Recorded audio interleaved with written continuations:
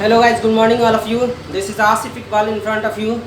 As we know that in our previous class we discussed about lots of topic about what current, electric current से related हमने क्या किया था, बहुत सारा टॉपिक पढ़ाया था और उसमें जो है पहला इंट्रोडक्शन दिया था जिसमें इंट्रोडक्शन के दौरान ये बोला गया था कि करंट क्या है, करंट क्या है। उसी के बाद जो हम लोग टॉपिक पढ़ेंगे अकॉर्डिंग टू आवर सिलेबस के हिसाब से जो है मेरा दूसरा टॉपिक जो है इलेक्ट्रिक करंट डेंसिटी, या हम लोग डायरेक्ट बोलते हैं current density. Sir current density का रिलेशन वहाँ से निकालेंगे जहाँ से हम लोग डेंसिटी का रिलेशन निकाल देते हैं। सर आप अगर से पूछा जाए कि डेंसिटी क्या है तो आप नॉर्मल वे में कहेंगे मास पर यूनिट वॉल्यूम को ही डेंसिटी इससे डिफाइन करते हैं। क्लियर हो रहा? तो इसी तरह से करंट डेंसिटी क्या है तो करंट पर यूनिट एरिया को हम लोग कहते हैं क्या चीज़, करंट डेंसिटी। अब आते हैं सर आपको सीखना है क्या है। सपोज करो कि ये मेरा वायर है, गौर से देखो ये मेरा क्या है, वायर है। इस वायर में करंट जा रहा है, इस वायर में जो करंट जा रहा है तो इस तरह से लिखेंगे हम लोग। और करंट जो जाएगा तो बाबू एक चीज़ याद रखना कि हमारा एरिया जो होता है दो तीन चार तरीके से होता है, लेकिन हमको यहाँ पे एक ही तरह का एरिया पढ़ना होता है। कौन सा एरिया पढ़ना होता है तो हम लोग को जो होता है क्रॉस सेक्शन एरिया। अब चूंकि 11th क्लास में ही पढ़ना होता है, अगर नहीं पढ़े होगे तो फिर थोड़ा सा यहाँ पे देख लो।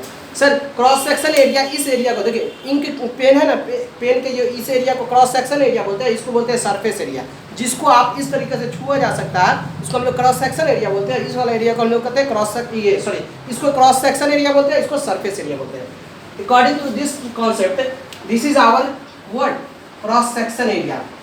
ये मेरा क्रॉस सेक्शन एरिया होगा, ये वाला भाई मेरा क्रॉस सेक्शन एरिया है। अब गौर से देखो तो सर करंट जो जा रहा है वो और क्रॉस सेक्शन एरिया वो दोनों का जो रेशियो होगा, मतलब करंट बाय एरिया जो होगा वो चीज़ क्या होगा, मेरा करंट डेंसिटी होगा। बस इतना याद रखना है। मतलब क्या, कोई भी करंट किसी खास यूनिट एरिया से, मतलब इकाई एरिया से इकाई करंट पास करने में जो, मतलब यूनिट करंट पास करने के लिए यूनिट एरिया में जितना पास करेगा उसी करंट को हम लोग क्या बोलते हैं, करंट डेंसिटी। अब आते हैं गौर से देखो करंट डेंसिटी में यूनिट क्या होता है और डायमेंशन क्या होता है। अगर इससे सोचेंगे तो इसका यूनिट क्या होता है, देखो यूनिट ऑफ जे का यूनिट क्या होता है। सर ऊपर में क्या बोले जैसे करंट का यूनिट क्या होता है, एम्पियर, एम्पियर। और उसके बाद क्या है नीचे में एरिया का यूनिट क्या होता है, मीटर स्क्वायर, मीटर स्क्वायर। अगर हम लोग शॉर्ट फॉर्म में एम्पियर बाय मीटर स्क्वायर, यही मेरा क्या होगा, करंट का यूनिट हुआ। अब आते हुआ सेकंड टॉपिक जो होता है हमारा डायमेंशन। डायमेंशन का ये वाला चीज़ हमको दिखना, डायमेंशन निकालने के लिए हमें सबसे पहले क्या करता है, बिग ब्रैकेट बनाना होता है। ऊपर के लिए बिग ब्रैकेट अलग से, नीचे के लिए बिग ब्रैकेट अलग से।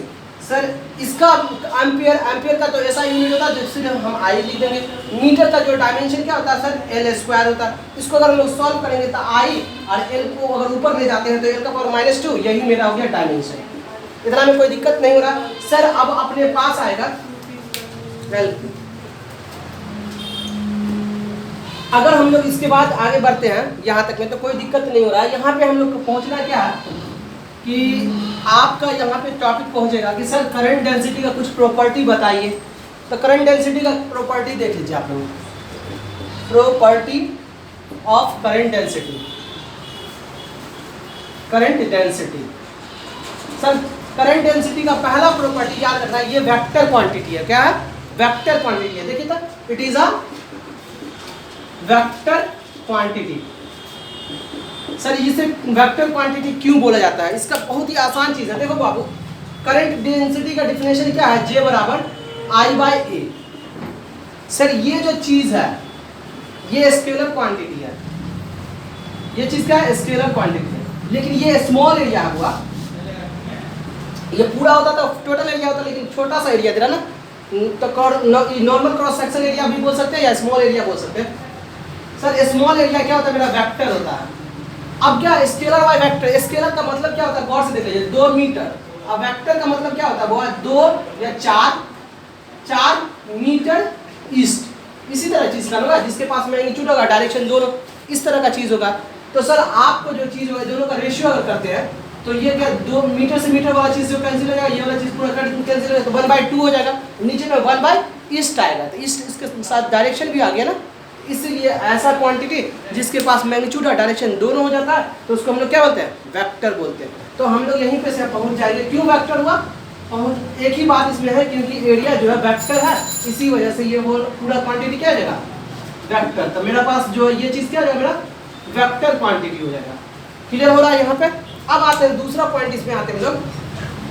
सर इससे रिलेटेड कुछ फार्मूला होते हैं, उसको याद रखना है, थोड़ा सा समझना है, क्योंकि ओम्स लॉ जब हम पढ़ाएंगे आपको ओम्स लॉ, तो उसमें आपको काम आएगा। तो इसमें हम लोग सबसे पहले बात बोलेंगे कि जे इज ऑलवेज, जे जो होगा हमेशा ऑलवेज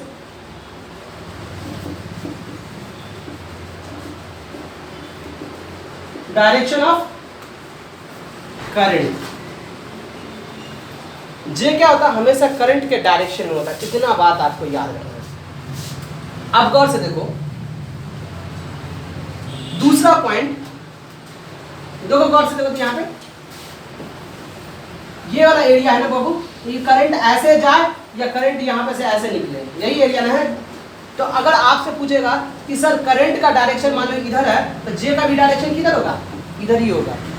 जे का भी डायरेक्शन इधर ही होगा। अब बताओ कि नॉर्मल एरिया जिसको ये वाला जो एरिया है, ये जो एरिया है ऐसे है, गौर से देखो ये एरिया ऐसे है, मतलब क्या, मान लो कि ये बोर्ड का काट के हम जो इसके दिखा देते, ये एरिया ऐसे है और करंट जा रहा है ऐसे, तो करंट हमेशा परपेंडिकुलर होता है किस पे, इस एरिया पे। तो इसीलिए हम लोग दूसरा पॉइंट इसमें लिख देंगे, J is perpendicular to the cross section area. Clear हो गया। ये दूसरा इंपॉर्टेंट पॉइंट है, यही दोनों पॉइंट एग्जाम में पूछा जाता है। अब आते गौर से देखो, यहाँ पे तीसरा मोस्ट इंपॉर्टेंट पॉइंट होता है कि अगर आप थोड़ा सा क्या करना है, ये आई है करंट, सॉरी जे हमको निकालना था, जे बराबर क्या होता है आई बाई ए। तो आपके पास क्या लिख सकते हैं, आई बराबर जे इंटू ए। अब आपके पास ऑप्शन आएगा कि सर इसको क्या चीज लिखेंगे, डॉट लिखेंगे या फिर क्रॉस लिखेंगे,